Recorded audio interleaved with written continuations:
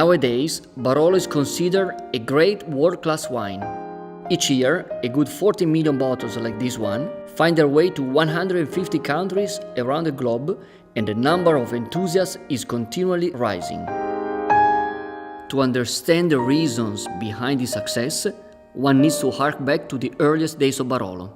Here we discover a wine of ancient and noble lineage, deeply interwoven into the historical and political affairs of its territory, the Langhe, and its country, Italy. It will be an exciting and adventurous ride. Make yourselves comfortable.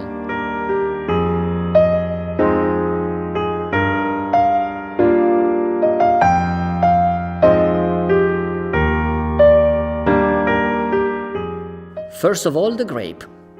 Barolo is entirely made from the Nebbiolo grape variety, grown within 11 communes of the Langhe, in Piedmont. We are just a bit south of the city of Alba, and the total extension of the Barolo area is approximately 2,000 hectares. The origin of the name Nebbiolo is suggestive.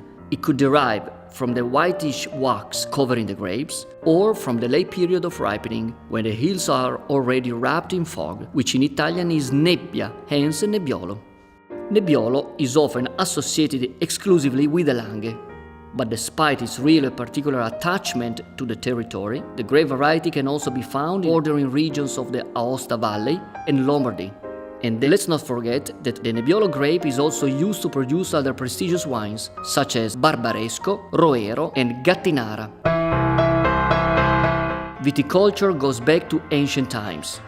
Passing along the consular roads, the Roman legions were responsible for cultivating grapevines as a way of supplying their troops who were occupied with the ongoing conquest of the Gaul.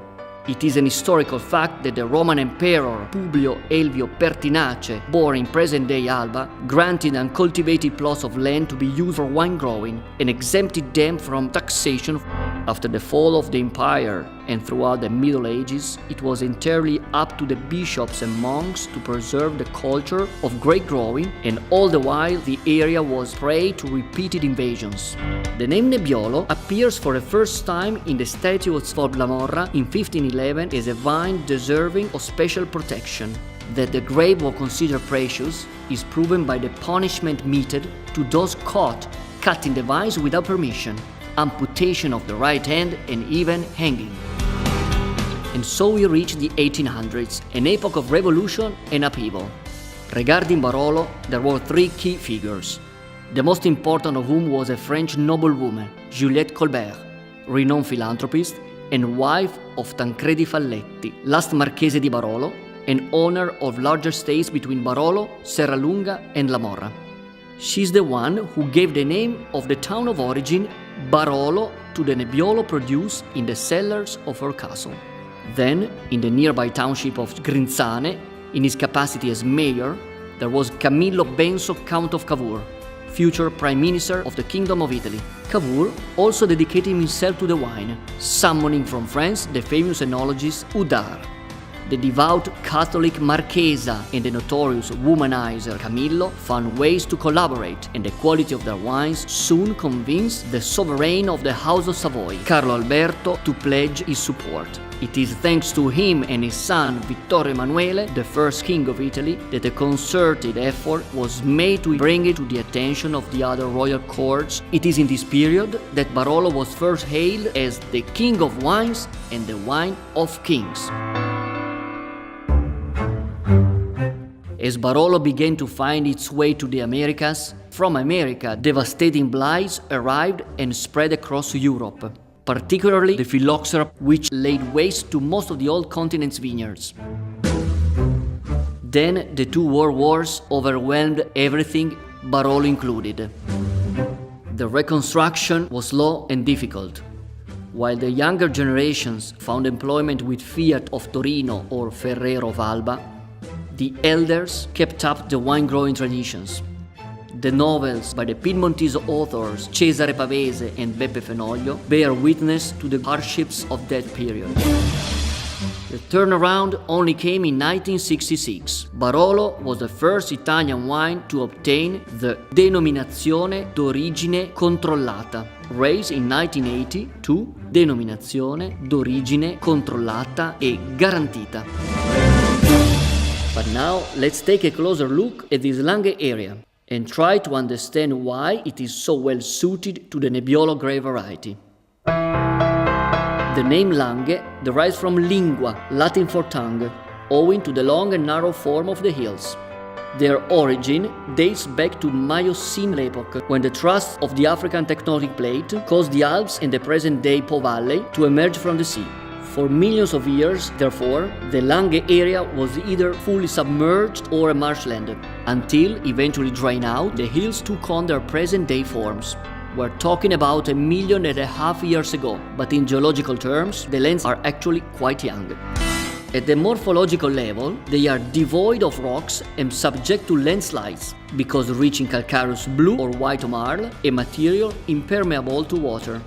In the western part of the Barolo zone, which falls under the communes of La Morra and Barolo, there is a prevalence of blue marl, which engenders elegant and fragrant wines.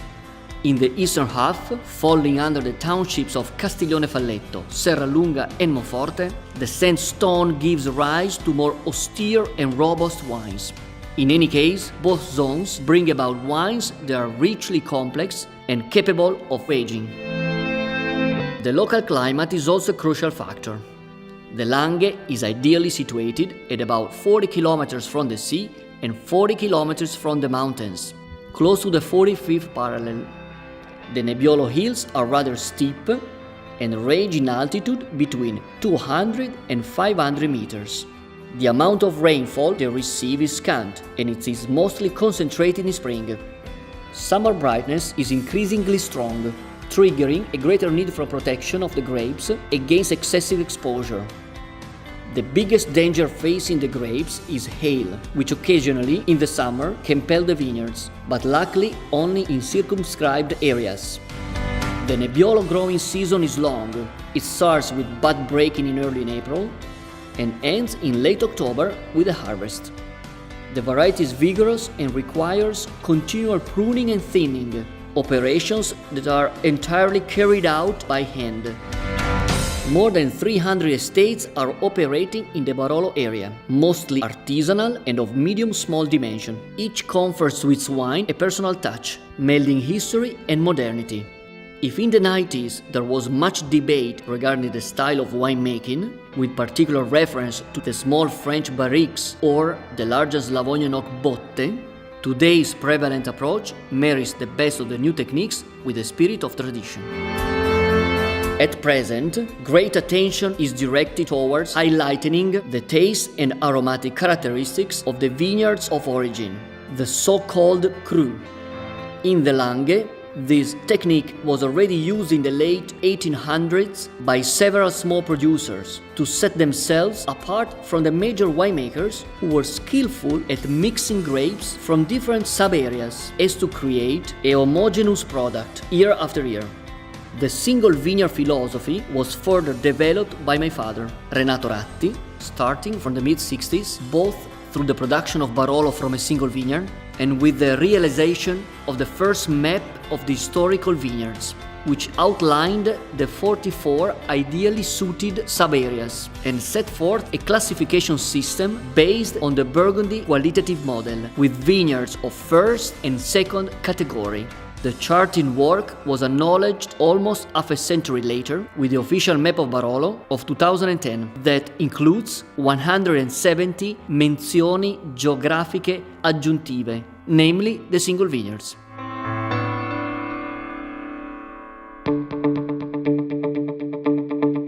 And here we are at the end of our story. We have talked about the world of Barolo and the reasons why it is the great Italian wine. Made from a single grape variety, Nebbiolo, cultivation in small hillside vineyards, limited area and production, subdivision in single vineyards, complexity and great potential for aging. But above all, behind the success of Barolo, there is the human factor.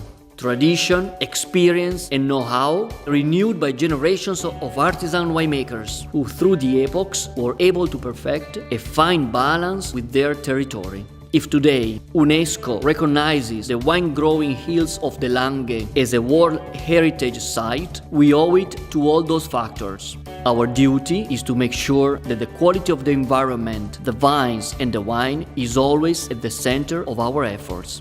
This is the challenge we have received from our fathers, and this is the baton we pass to our children.